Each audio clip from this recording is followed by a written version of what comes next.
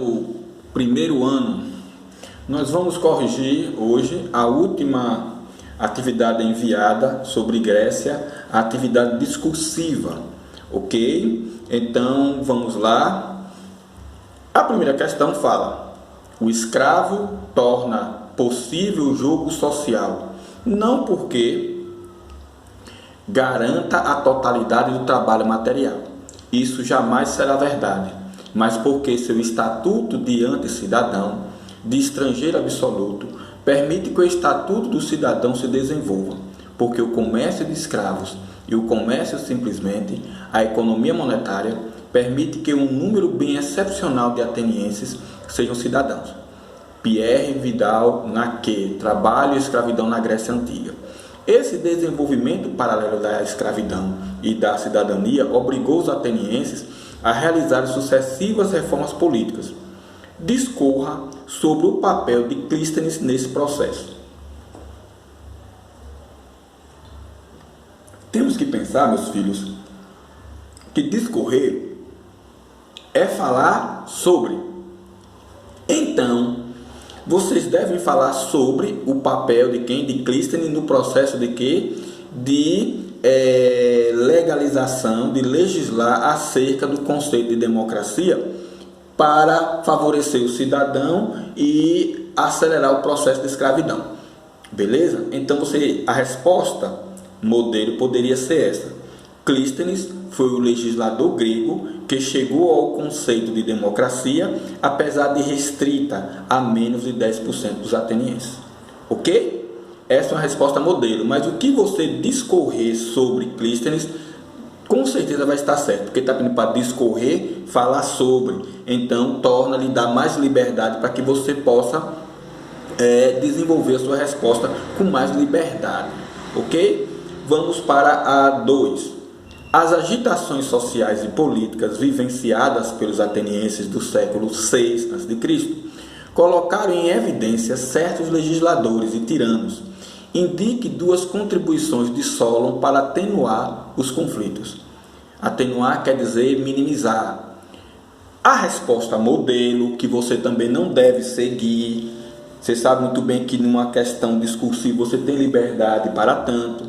Vamos para a resposta modelo. Solon retirou os privilégios dos primogênitos e limitou as exportações de cereais, incentivou o comércio e acabou com a escravidão por dívida.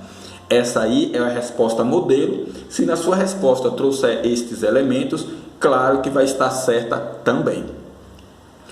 Terceira questão: jamais usam eles qualquer título ou modificam as leis. Ocupam o poder e suas vias pelos seus amigos clientes. Seu grupo, enfim, vigiam e lançam pontos de apoio nas assembleias, tribunais e conselhos, desenvolvendo uma incômoda inquisição policial. Ferozes adversários dos nobres, confiscam suas terras, condenam-nos ao exílio e por vezes executam-nos em casos de conspiração. Favorecem os marinheiros, artesãos, pequenos proprietários, realizam um amálgama igualitário das classes e deslocam deliberadamente o poderoso dos genetas e dos eupátridas. Paul Petit, História Antiga. O autor refere-se ao fenômeno da tirania grega. Tomando como base o texto, caracterize o papel da tirania no processo de construção da democracia na Grécia. Ele está dizendo para você pegar por base o texto e você caracterizar, dizer o que é, como é o papel da tirania no processo da construção da democracia. E aí vamos para uma resposta padrão, ok? Para uma resposta padrão. A tirania na Grécia Antiga foi instalada diante da incompatibilidade dos partidos aristocráticos e popular, sobretudo quanto às reformas reclamadas pelos setores populares que encontravam resistência dos aristocratas. Os tiranos, em particular, Pisístrato, usurparam o poder com o apoio popular, fragilizando a aristocracia. Dessa forma, abriram caminho para a democracia ao favorecer a expressão política dos setores populares. Ok? Esta resposta é uma resposta padrão, uma resposta modelo, mas se a sua resposta não tiver igual, não tem necessidade, e se tiver elementos que também tem na resposta padrão, com certeza você tem uma resposta correta. Beleza? Quarta questão: existem numerosos tipos de alimentação que determinam diversos modos de vida, tanto nos animais como nos homens. Os mais indolentes são pastores, outros homens vivem da caça, alguns, por exemplo, vivem de pilhagem, outros vivem da pesca. São aqueles que vivem perto dos lagos, dos pântanos, dos rios ou de um mar piscoso. Outros alimentam-se de pássaros ou de animais selvagens, mas de um modo geral, a raça humana vive principalmente da terra e do cultivo dos seus produtos. A política de Aristóteles. Qual o conceito de economia expresso pelo texto de Aristóteles? Beleza? Você tem que pegar como base o texto de Aristóteles. Então, o texto de Aristóteles destaca a economia agropastoril ou de atividades primárias, sendo a natureza o meio fundamental da sobrevivência.